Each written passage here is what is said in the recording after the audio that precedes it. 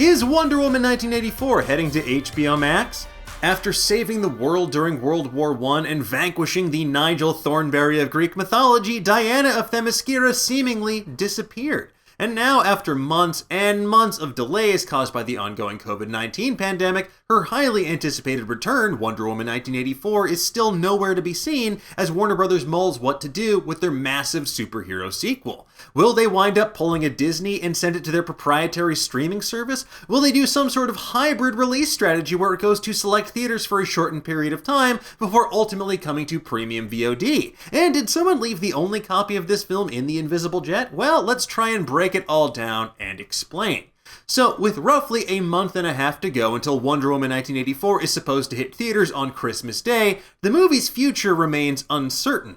Not because the film isn't going to come out, we'll certainly see it gracing screens large and small sometime within the next year. But last week, Bloomberg and Variety reported that Warner Bros. Execs are deciding between pushing this superhero sequel to summer 2021 or keeping its current December 25th release date, followed by putting it on HBO Max sometime in early January. Originally set to release on June 5th, Wonder Woman 1984 moved from August 14th to October 2nd to its current release date of December 25th. But with COVID-19 cases continuing to rise around the country, theaters in major markets like Los Angeles and New York remaining closed, and the prospect of a second lockdown looming large, execs are increasingly looking to streaming services and hybrid release strategies to maximize their return on investment. Universal was the first studio to disrupt the marketplace in this fashion, dropping Trolls World Tour on premium VOD the same day and date they put it out in movie theaters. That film grossed nearly $100 million through rentals alone, according to CNBC, but that then prompted AMC to ban Universal movies, sparking a months-long standoff between the studio and the theater chain. Disney was the next major studio to make waves by releasing Mulan in international markets where theaters were open, while domestically they put it on Disney+, their streaming service, at a $29.99 premium in addition to the monthly subscription fee that users already pay.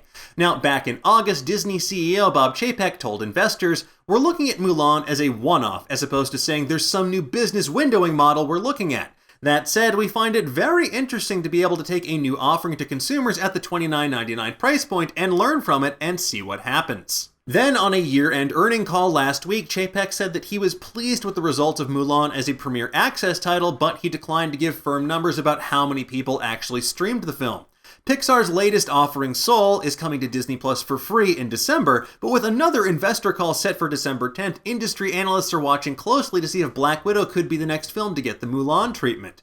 Because the likelihood of that happening could increase if Warner Bros. Decides to move forward with bringing Wonder Woman 1984 to HBO Max as well. Meanwhile, Warner Bros. Already bet big that audiences would go to see Christopher Nolan's Tenet in theaters earlier this year. They released that time-bending thriller exclusively in theaters, and it made $300 million overseas, but a paltry $55 million at the domestic box office. Now, considering Tenet cost $200 million to produce, plus a massive amount for marketing, the Tenet experiment was, by all accounts, a failure, and it prompted essentially every other major fall and winter release, like Black Widow, Dune, and No Time to Die, to bid 2020 adieu for the greener, hopefully more vaccinated pastures of 2021. Now, the obvious choice seems to be moving Wonder Woman 1984 to a 2021 release date like other similarly sized blockbusters. Considering that the first film made $821 million worldwide at the global box office, they stand to make a lot of money on this sequel. But even if Wonder Woman moves from Christmas to a release date next summer, there's no guarantee that the coronavirus pandemic will be contained enough to properly reopen theaters. It's a gamble that could ultimately upset shareholders who are eager to recoup their investments. Back in October, director Patty Jenkins put the kibosh on rumors of a direct-to-streaming release, saying, "Direct-to-streaming is not even being discussed. We are still 100% behind the theatrical experience for Wonder Woman 1984 and supporting our beloved theater business, but that doesn't rule out a hybrid strategy." As Bloomberg noted, putting Wonder Woman 1984 on HBO Max feels like a surefire way to boost subscribers on the streaming service, which, as a relative newcomer, has struggled to compete with Netflix, Hulu, and Amazon Prime Video. HBO Max finally struck a deal to come to Amazon Fire TV devices, but it still isn't available on Roku, which means it's unavailable to a giant slice of the market. And whenever we put the question to our audience, people frequently invoke films like Black Widow and Wonder Woman 1984 as titles they'd be willing to pay a premium for to watch at home, especially in a year like this where we're all starved for superheroic serotonin.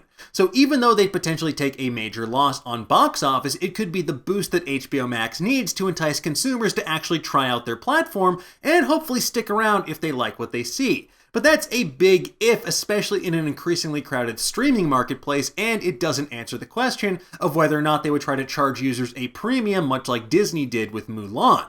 Meanwhile, the future of movie theaters remains uncertain, and hybrid release strategies are quickly gaining speed. They seem all but guaranteed moving forward.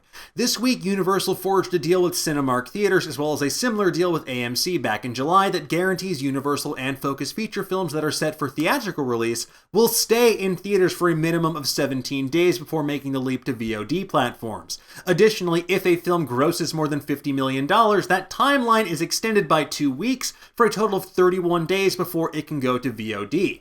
However, this could also just be a reaction to the truly unprecedented year that is 2020. Speaking with Observer Box Office Pro Chief Analyst Sean Robbins said, "I would posit that any hypothetical streaming move pertaining to a massive franchise like Wonder Woman shouldn't be viewed as the new normal, but rather a forced hand situation designed to generate revenue and appease jittery shareholders during an economic crisis. Those same shareholders are likely to be eager for the riches of theatrical distribution again when the pandemic subsides." And so the questions about how and when we'll finally get to watch a movie like Wonder Woman 1984 remain for the time being, but fingers crossed we won't need the lasso of truth to get our answers in the very near future. But in the meantime, folks, tell me, what do you think about all of this? Would you pay a premium to watch Wonder Woman 1984 at home? How much would you pay to watch this film? And how would you like to see studios release these movies moving forward? Let's discuss in the comments below, and for the latest and greatest in the world of pop culture, stay tuned to Nerdist.com.